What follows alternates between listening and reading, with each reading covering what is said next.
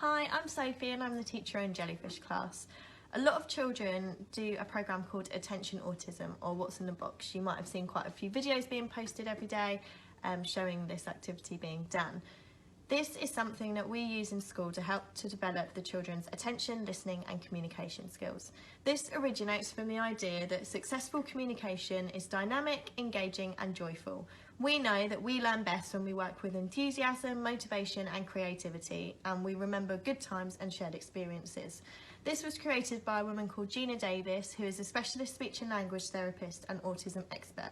She devised this intervention to help parents and professionals to give their children with autism an irresistible invitation to learn using fantastic activities and having a really good time whilst doing so. So the first stage is the bucket, or some classes use a box. We use a bucket in Jellyfish class, and you'd start off the session by singing a song. Some classes sing What's Inside the Mystery Box, or some classes sing I've Got Something in My Bucket.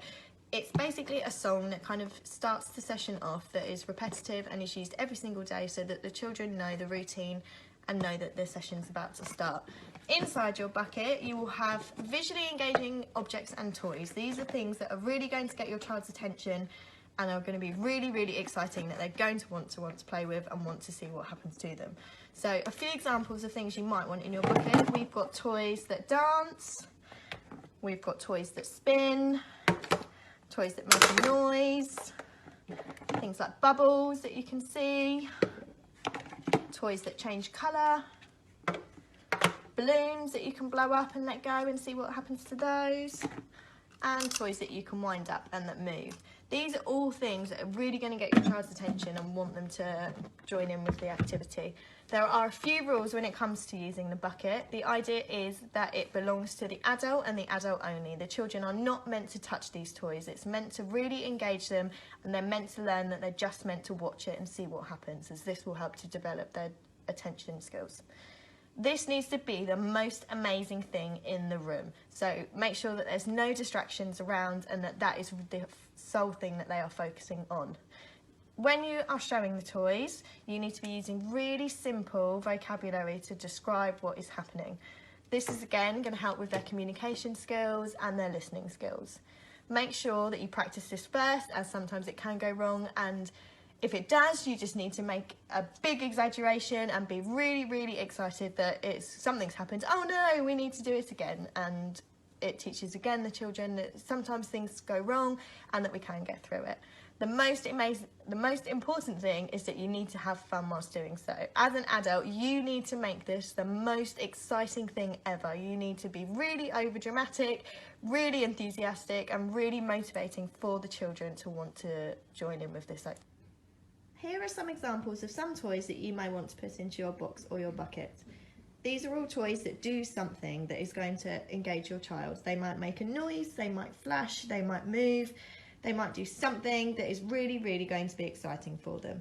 These do not need to be expensive. A lot of the things here have come from eBay, from supermarkets, or even from the pound shop. Once your children are able to focus on the toys in stage 1, you can then move on to the next stage, which is the attention builder. This is now trying to work on sustaining the children's attention for a longer period of time. This again is still very visually engaging for the children and usually involves making a lot of mess, which the children absolutely love.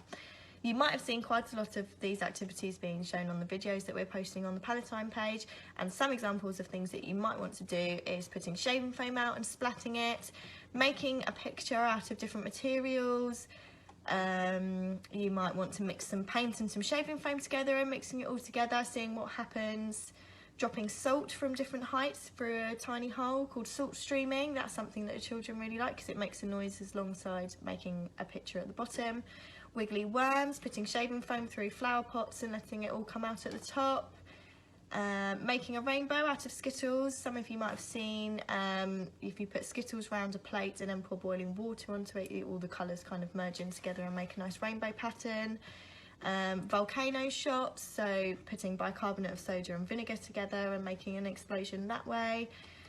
Sieving flour over a stencil and then picking up the stencil and seeing what happens after that.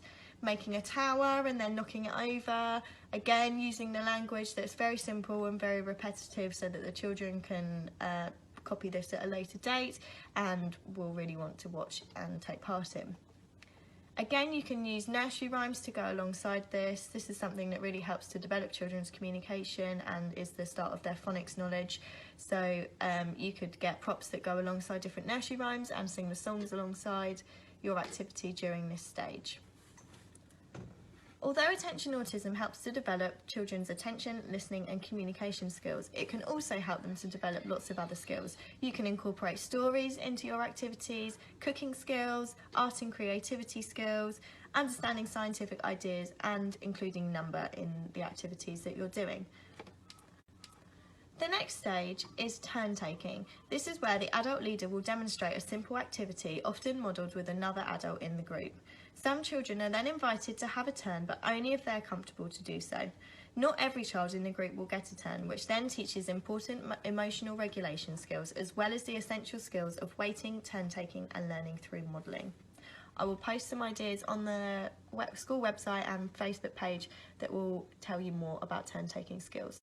The final stage is where your children are now able to work independently. This is where you are really working on them being able to copy what an adult has done and them go and complete it by themselves afterwards. The adult leader will demonstrate an activity to the children and will then display them with a pack that has all of the resources needed to complete the activity. The child will then go off and complete the activity and bring it back and show the adult what they have done. This helps the children to learn to copy, model and to independently work. I hope this gives you some information on how you will be able to do this at home with your children. Remember that you do not need to be spending lots of money on this. You just need to remember to keep it really simple, use really simple language and make it the most exciting thing. Make sure you have fun and I hope that you have a good time doing it.